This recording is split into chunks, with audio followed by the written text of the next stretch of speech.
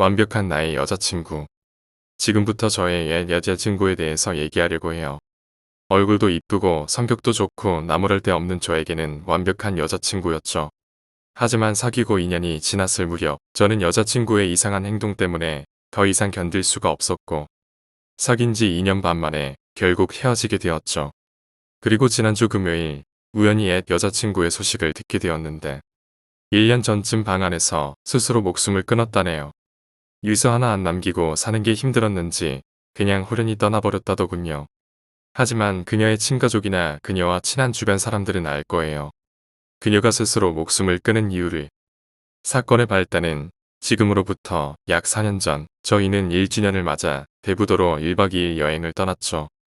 대부도에 도착하니 해가 뉘엿뉘엿지는 초저녁이었어요. 펜션에 도착해 짐을 풀고 배가 고파 펜션에서 걸어서 10분 정도 떨어진 조개구이집을 갔었죠. 소주도 3병 정도 마시고 취기가 오른 저희는 노래방을 가려고 했어요. 주인 아주머니께 노래방이 어딨냐고 여쭤보니 이 근처에는 없고 조금 나가야 있다더군요. 저희는 아쉽지만 그냥 펜션으로 돌아가려고 펜션 쪽을 향해 걷고 있었어요. 시골 도로라 한적하고 어둡고 좀 음침하더군요. 여자친구도 무섭다며 손을 꼭 붙들고 가더군요. 그렇게 조금 걸었나? 올 때는 보이지 않던 어떤 건물 한 채가 서 있더군요. 근데 1층, 2층, 3층 불도 꺼져 있고 아무도 살지 않는 공사가 아직 덜 된 건물 같은데 지하를 향하는 계단엔 노래방이라고 써져 있는 핑크색 간판에 불이 켜져 있더라고요. 조금은 스산하고 어둡고 초라해 보이는 노래방이었지만 시골 노래방이 그렇겠지 생각했죠. 조금 무섭기도 하고 시설도 안 좋아 보이고 그냥 왠지 가기 싫었지만 저기라도 갈까? 하고 물어봤죠. 근데 여자친구도 조금 깨름직했는지 그냥 숙소로 가자고 하더군요. 저희는 다시 발길을 숙소 쪽으로 돌리고 몇 발자국 걸었나. 여자친구가 숙소 가면 술만 더 먹고 그냥 잠만 잘 것 같다며 다시 노래방을 가자고 하더군요. 그렇게 노래방 입구에 도착하여 지하로 내려가는데 여자친구가 음침하고 기분이 이상하다며 다시 숙소로 돌아갈까 하며 고민을 하더라고요. 저는 이왕 왔으니까 1시간만 부르고 가자고 했죠. 그리고 입구문을 열었는데 주인도 없고 노래 부르는 손님들도 없고 분명히 새로 진 건물 같은데 노래방 시설이 너무 낡았더군요. 냉장고 안에는 음료수나 물도 없고 분명히 장사는 하는 집 같은데 이상한 기분이 들더라고요. 저는 아무도 안 계세요? 하고 외치려고 하는 순간 여자친구가 제 입을 막으며 조용히 하라고 하더군요. 그러고는 무언가 홀린 것처럼 3번 방 쪽을 향해 뚫어져라 쳐다보더군요. 저는 누가 있나 하고 그쪽을 쳐다봤는데 아무것도 안 보이더군요. 기분도 이상하고 점점 무서워지고 해서 여자친구 보고 그냥 갈까? 하고 물어봤죠. 하지만 제 여자친구는 들은 척도 안 하더니 뚜벅뚜벅 3번 방을 향해 혼자 걸어가는 거예요. 그러고는 문을 찰칵하고 열더니 제 쪽을 향해 고개를 돌리고는 이리 오라며 손짓을 하며 오빠 뭐해? 빨리 도와줘 갓난아기가 엄마 발에 밟혀 죽고 있어. 라고 했어요. 순간 온몸에 소름이 확 돋더군요. 근데 절 더욱더 미치게 했던 건 여자친구의 미소였어요. 진짜든 가짜든 엄마 발에 밟혀 죽는 아이가 있다면 놀래는 얼굴이거나 당황해야 정상인데 너무나도 차분한 모습으로 저를 바라보더니 입꼬리를 씩 하고 올리고는 미소를 띠던 그 모습이 절 미치게 만들더군요. 저는 장난치지 말라며 빨리 숙소로 가자고 짜증을 냈죠. 하지만 여자친구는 희죽희죽 웃으며 다시 오빠 빨리 와 어떤 엄마가 아기의 얼굴을 발로 찍고 있어 도와줘야 돼. 하며 저를 5초 정도 멍하니 쳐다보더니 인상을 쓰며 방 안으로 휙 들어가더군요. 저는 당황하여 3번 방으로 성큼성큼 걸어갔죠. 그러고는 방문을 여는 순간 쓰러지고 말았습니다. 아무도 없는 방 안 그리고 아무도 없는 소파에 대고 여자친구가 발로 무엇인가를 마구 찍어대더군요. 그러더니 저를 바라보며 씩 웃더니 오빠 뭐해 빨리 이 아줌마 도와줘. 하더니 죽어 죽어 하며 소파를 발로 마구 찍어대는 겁니다. 저는 방 안으로 뛰쳐들어가 뭐하는 거냐고 하며 여자친구를 끌어안았죠. 하지만 여자친구는 제 품에 끌어안긴 채 아무도 없는 소파를 향해 발길질을 멈추지 않더군요. 저는 여자친구를 안고 밖으로 뛰쳐나오는데 여자친구는 뒤쪽을 향해 조금만 더 거의 끝났어. 쟤 좀 봐 날 보고 웃고 있어. 빨리 죽여. 죽여. 라고 말했습니다. 저는 몸부림치는 여자친구를 안고 온 힘을 다해 노래방을 나왔죠. 그렇게 광분을 하던 여자친구는 노래방에서 나오자마자 스르르 힘이 풀리며 땅바닥에 주저앉더군요. 쓰러져 있는 여자친구를 다시 업고는 저는 숙소를 향해 달렸어요. 숙소에 도착해 여자친구를 침대에 눕혔고 정신을 잃은 여자친구는 몇 분 후 평온한 얼굴로 깨더니 무슨 일이 있었냐며 저를 물끄러미 바라보더군요. 여자친구는 아무것도 기억을 못하더군요. 자기가 언제부터 잤냐며 저보고 안 자고 앉아서 뭐 하냐고 물어보더군요. 여자친구는 아무것도 기억이 나지 않는다고 했습니다. 그렇게 저희는 여행을 다녀왔고 그 뒤로 저는 한동안 그 공포에서 헤어나올 수가 없었죠. 한동안 여자친구를 만나면 계속 그 섬뜩한 미소와 알 수 없던 행동이 떠올랐고 여자친구는 정말 기억을 못하는 건지 정말 아무렇지 않은 듯 예전과 똑같았죠. 그렇게 몇 개월이 지나고 여행 때 겪었던 그 일들도 자연스럽게 기억 속에 묻혀갔죠. 그리고 그 뒤로 여자친구는 이상한 행동을 보인 적도 없고 평상시와 똑같았으니까요. 근데 지금 와서 가만히 생각해보면 여자친구는 하루가 다르게 야위어 가고 있었죠. 처음에는 매일 다이어트 하며 살던 여자친구였기에 다이어트를 열심히 하나보다 하고 생각했죠. 그러던 어느 날 여자친구를 오랜만에 보게 되었는데 얼굴은 못 먹은 건지 마냥 살이 하나도 없고 입술은 다 갈라져 피가 맺혀 있었어요. 저는 너무 안쓰러워 얘기했죠. 야, 너 다이어트 너무 심하게 하는 거 아냐? 추운 겨울날 맨날 밖에서 그렇게 뛰어다니니까 입술도 다 갈라지지. 이제 말이다 못해 완전 아프리카에서 온 사람 같아. 여자친구는 절 보고 한 번씩 웃더니 머뭇머뭇거리다 얘기를 하더군요. 근데 오빠 우리 그때 1주년 기념 여행 갔다 온 이후로 나 자꾸 악몽 꾸고 가위 눌리고 그래. 사실 알고 보니 여자친구가 살이 빠진 이유는 일주일에 한두 번씩 겪는 악몽과 가위 때문이더군요. 저는 걱정스럽기도 하고 한편으로는 무슨 악몽을 꾸나 궁금해서 그 내용을 물어보고는 순간 잊어버렸던 그 기억들이 떠오르더군요. 꿈에서 내가 막 어떤 갓난아기의 얼굴을 발로 짓밟고 죽으라고 소리 지르고 근데 내가 그러고 있으면 어떤 여자가 내 뒤에 서서 쳐다보고 있는데 얼굴은 잘 안 보이는데 그 어둠 사이로 그 여자 입이 올라가고 웃고 있는 게 보여. 근데 나도 그렇게 그 아기를 짓밟으면서 그 여자를 보고 같이 이죽기죽 웃는데 순간 등에서 식은땀이 흐르고 온몸에 소름이 돋더군요. 그렇게 꿈에서 깨고 다시 잠이 들 때쯤엔 가위에 눌리고 바로 방문이 스르르 열려. 그리고 잠깐 동안 날 지켜보는 것 같더니 딱딱 하고 빠른 발걸음으로 나한테 다가와. 그러고는 내 배 위에 올라와서 잠시 동안 서 있어. 그 순간 얼굴은 안 보이는데 날 노려보고 있다는 느낌은 확실해. 라고 말하는 여자친구는 공포에 질린 얼굴이었죠. 바르르 떨지만 눈물은 흘리지 않더군요. 그렇게 노려보고 있다가 뭐라고 중얼중얼거리면서 내 배 위에서 쿵쿵쿵 뛰기 시작해. 근데 안 보이던 얼굴이 그렇게 뛰기 시작해서 조금 높이 올라가게 되면 창문에 비치는 가로등 불빛 때문에 얼굴이 보인다. 바로 내가 짓밟던 아기의 얼굴이 말이야. 처음에는 작은 목소리로 중얼거리던 목소리가 나중에는 조금씩 크게 들리고 개년아 숨 쉬지 말라고 내 귀에다 대고 속삭여. 꿈과 가위에 시달리며 날이 갈수록 여자친구의 몸 상태는 더욱더 악화가 됐죠. 1주년 여행 이후 여자친구는 계속 아기 귀신이 보였고 정체 모를 여인의 모습이 제 여자친구를 조금씩 죽음의 문턱으로 데리고 가는 것 같았죠. 결국 다니던 회사도 그만두게 되었고 병원도 들락날락 해보았지만 아무런 효과도 없었어요. 아니 이제와 생각해보면 여자친구도 그 공포를 즐기는 듯 싶었어요. 그 공포 속에서도 여자친구는 알 수 없는 미소를 보였으니까요. 그렇게 건강이 호전될 기미도 안 보이고 회사도 그만두고 여자친구는 고향에 계신 부모님께 내려간다고 하더라고요. 여자친구가 고향에 내려가기 전 일주일 동안 짐 싸는 것도 도와주고 조금이나마 힘이 돼주고 싶어. 저도 저희 부모님께 허락을 받고 여자친구 집에서 잠시 머물 때였죠. 정말 이 일주일은 제 인생에 있어서 가장 큰 공포의 순간이었어요. 여러분들은 절 겁쟁이라 욕할지 모르시겠지만 전 일주일 후 정말 여자친구를 떠날 수밖에 없었어요. 공포의 시작은 아마 둘째 날부터였을 거예요. 전 퇴근을 하고 허약해진 여자친구를 위해 몸에 좋은 음식들을 잔뜩 싸들고는 여자친구 오피스텔에 도착해 계단을 걸어 올라가려고 했죠. 5층으로 된 오피스텔이었고 여자친구 집은 4층이었죠. 입구에 도착해서 1층 계단을 반쯤 올라갔을까. 여자친구 목소리가 들리더군요. 온다 온다. 전 여자친구가 저를 기다리며 복도에서 마중 나와 있는 줄 알고 설레는 마음에 좀 더 빠른 걸음으로 올라갔죠. 근데 3층쯤 도착했는데 여자친구가 갑자기 킥킥하고 소름 끼치는 웃음소리를 내더군요. 그러더니 찢어지는 듯한 목소리로 오빠도 같이 오네 하면서 갑자기 쿵쿵 소리를 내며 제가 있는 곳을 향해 맨발로 고함을 지르며 내려오더군요. 그러고는 저를 보자마자 제 뺨을 짝하고 때리며 낀 눈이 다 보이도록 저를 째려보더니 야, 너 죽고 싶어? 아기는 기어 올라오는데 너무 하는 거야.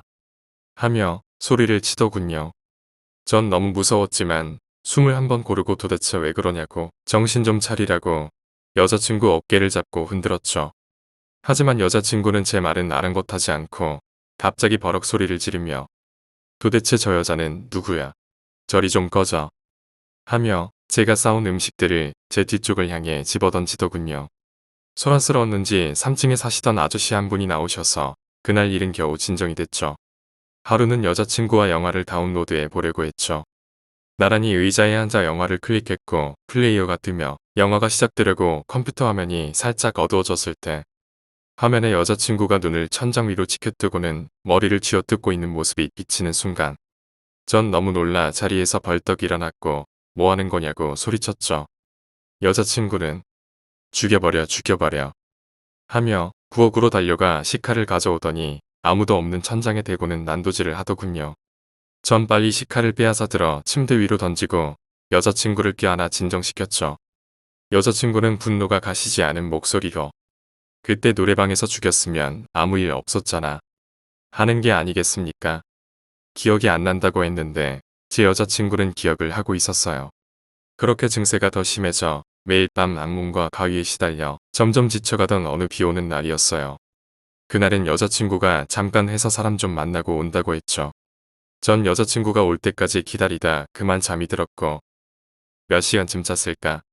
잠을 자고 있는데 탁탁탁탁 하는 이상한 소리가 들리고 깨림직하고 이상한 기분이 들며 잠에서 살짝 깼죠. 방 안은 시커먼 어둠 속이었지만 저는 여자친구의 행동을 보고는 억소리도 못 내고 가만히 누워있을 수밖에 없었어요. 여자친구는 벌거벗은 채 반실성한 사람처럼 웃으며 네 발로 방바닥을 이리저리 기어다니고 있었어요.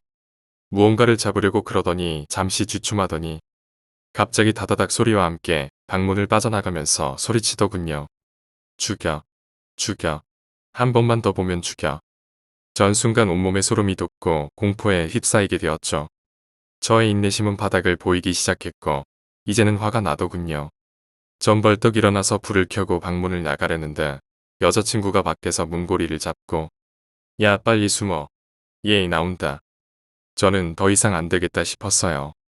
여기서 나가 경찰서에 신고를 하던지 여자친구 부모님께 전화를 하던지라고 생각하며 제 짐을 싸려고 돌아섰는데 땅바닥에는 여자친구의 머리카락 한 움큼이 빠져있고 손톱 발톱이 다 빠져 방바닥은 피로 흥건하더군요. 눈물이 나왔어요. 저는 공포와 분노에 찬 목소리로 고함을 지르며 방문을 있는 힘껏 잡아당겼고 여자친구는 방문 앞에 앉아서 방바닥을 이마로 쿵쿵쿵 내려찍고 있더군요. 그러고는 힘없이 쓰러지더군요. 일주일이 지나 아침이 밝았고 여자친구 부모님이 오셨어요. 저는 마지막 남은 뒷정리를 하고 있었죠. 그렇게 정리를 하다가 침대 구석에서 일기장을 발견했죠. 일기장을 펼쳤고 글을 읽어나가기 시작했죠. 날짜와 시간은 기재되지 않았고 틈틈이 시간 날 때마다 적어내려간 글인 듯 싶었어요. 비겁하고 나쁜 놈이라 욕하실 수 있겠지만 전 그녀에게서 도망칠 수밖에 없었어요. 너무 두려웠고 무서웠어요. 정말 일어날 수 없는 일들이 제 눈앞에서 펼쳐지고 솔직히 지금까지 제가 그녀 옆에 있었다는 게 신기할 뿐이었죠. 그 일기를 읽고 아무 말도 없이 떠났죠. 아니 도망갔다는 표현이 맞겠네요. 여자친구의 일기 내용에서 여자친구는 저희가 1주년 기념 여행을 떠나기 이틀 전부터 그들을 봤었어요. 여자친구는 여행 때 필요한 물품들을 사기 위해 마트에 들렀다가 집에 오는 길에 마트 건너편 건물 입구에서 나오는 그들을 보았어요. 모자를 푹 눌러 쓴 어떤 여성과 그 옆에는 3, 4살쯤 돼 보이는 아기가 서 있었어요. 얼굴을 알아볼 수 없었지만 여자친구는 어디선가 봤던 분명히 낯이 익은 얼굴이 됐어요. 그들도 마치 자기를 알고 있는 마냥 건너편 건물에서 여자친구를 보고 희죽희죽 웃고 있었고 우리가 여행을 떠나던 그날 그들은 우리가 떠나는 모습을 지켜보고 있었어요. 집 앞에서 조개구이집에서도 그들은 저희 주위에서 맴돌았어요. 노래방에서 그 일이 있고 여자친구는 잠에서 깨고 안 자고 뭐 하냐고 물어봤죠. 여자친구는 저에게 건넨 말이 아닌 제 옆에 서 있는 그들에게 말을 건넨 거였죠. 그 뒤로 그녀는 매일 그들을 봤고 악몽, 가위 모두 거짓이었어요. 그것은 모두 여자친구가 겪은 실제 얘기였어요. 매일 밤마다 그 아기는 그녀 배에 올라타 그녀를 밟아 죽이려 했어요. 그 뒤에는 항상 어떤 여자가 웃고 있었어요. 제가 그녀 집에서 생활할 때는 더 심해졌죠. 그들은 여자친구 귀에 대고 속삭였죠. 남자도 죽여버릴 거야. 근데 그녀의 일기를 보고 더욱 섬뜩했던 건 여자친구가 보는 그들은 아기, 여자 둘이 아니었어요. 멀리서 어떤 남자가 그 상황을 지켜보며 웃고 있었어요. 그리고 그 남자도 낯이 익은 얼굴이었어요. 일기의 마지막 부분을 보고 전 여자친구를 떠나려고 마음을 먹었죠. 조금씩 기억이 난다. 그들이 누구인지 조금씩 알 것 같아. 그들을 처음 본 곳 어딘지 알 것 같아. 내가 애를 낳았던 곳. 그리고 사는 게 너무 무서워. 아기를 밟아 죽였던 곳. 그 여자는 나였고 그 아기는 내 아이야. 날 지켜보고 있던 그 남자. 날 임신시킨 그 남자다 너. 그 남자 자살했다는 소식은 들었어. 우리 그날 애를 죽이고 안도의 한숨을 내쉬고 웃었잖아 너. 저는 일기장을 덮었어요. 그 순간 어디선가 따닥따닥 하며 달려오는 소리가 들리더니 여자친구가 방문을 벌컥 열고는 저에게 달려들었어요. 눈이 정말 돌아가 흰 자만 번뜩인 채로 저에게 달려들었어요. 너도 죽여줄까? 저는 너무 놀라 방문을 박차고 나왔고 그녀는 또 무언가를 본 것처럼 그 악하고 소리를 지르더니 방문을 네 발로 기어나오며 얘기하는데 그 목소리는 여자친구의 목소리가 아니었어요. 정말 아기가 웅얼웅얼거리는 목소리가 나고 또 남자 목소리를 내더군요. 난 걔만도 못한 년이야. 기어다니는 것도 감사해야 해. 하더니 막 이리저리 미친 듯이 기어다니는 모습을 보고는 저는 여자친구 집을 뛰쳐나왔어요. 그 뒤로 그녀를 두 번 다시 볼 수 없었고 종종 그녀의 얘기를 듣게 되었는데 그녀는 사고로 두 발목이 절단 났고 걸어 다닐 수 없다고 했어요. 그 뒤로 항상 기어다녔고 더 이상 무언가를 향해 발로 짓밟을 수도 없었다고 했으며 그 뒤로 더 이상 밟아 죽일 수 없다고 매일 밤 소리를 질러댔다고 했어요. 그리고 이제와 그녀가 자살했다는 소식을 듣게 되었어요. 그 뒤 여자친구 부모님은 아기를 묻은 그곳을 알아내었고 아기의 시체를 좋은 곳에 묻어주기 위해 파보았는데 아기 시체 이골 옆에는 두 개의 발목이 발견되었다고 하네요. 이번에는 제 사촌동생 이야기예요. 실화를 바탕으로 제가 쓴 글입니다. 그렇게 여자친구 집에서 뛰쳐나온 후 한동안 저는 정말 극심한 패닉 상태로 음식도 제대로 먹지도 못했고 사람들을 만나기도 두려웠고 회사 생활도 엉망이 되었었죠. 이런 일들 정말 아무한테도 얘기 못했어요. 말한다 한들 누가 믿어주겠습니까? 저희 부모님께도 친구들에게도 그냥 성격이 안 맞아서 헤어졌다고 했죠. 저희 집 근처에 사는 사촌 형만이 이 사실을 알고 있었고 어렸을 적부터 저에게 힘이 돼주고 저를 항상 믿어주는 형이었기에 안식처가 있다는 안도감 때문이었는지 그나마 위로가 되더군요. 그렇게 힘겹게 하루하루를 보내던 어느 날 여자친구 집에서 뛰쳐나온 지 한 4개월 정도 됐을 때였어요. 저는 퇴근 후 직장 동료들과 저녁을 먹고 집에 오는 길이었죠. 아파트 입구 버스 정류장에서 내려 저희 집으로 터벅터벅 걸어가고 있었죠. 저는 그 일이 있은 후 혼자 어두운 밤길을 걷게 될 때면 저도 모르게 주위를 경계하면서 걷는 습관이 생겼는데 그날따라 날도 어둡고 몇 개 없는 가로등, 불빛도 희미하더군요. 저는 계속 경계를 늦추지 않고 걷고 있었는데 누군가 제 뒤를 밟는 듯한 느낌이 들더군요. 그래서 저는 뒤를 돌아봤는데 멀리서 어떤 여자가 걸어오고 있더군요. 누구지? 하며 잠깐 멈춰서서 바라보고 있었는데 근데 그녀가 점점 다가올수록 그 모습이 뚜렷해질수록 저는 정말 심장이 멎는 듯 했어요. 어두운 골목길에서 그녀가 막 가로등 불빛 밑을 지날 때 희죽희죽 웃고 있는 그녀의 얼굴을 보고 말았죠. 저는 뒤도 안 보고 도망치기 시작했어요. 그녀도 저를 쫓아뛰기 시작했어요.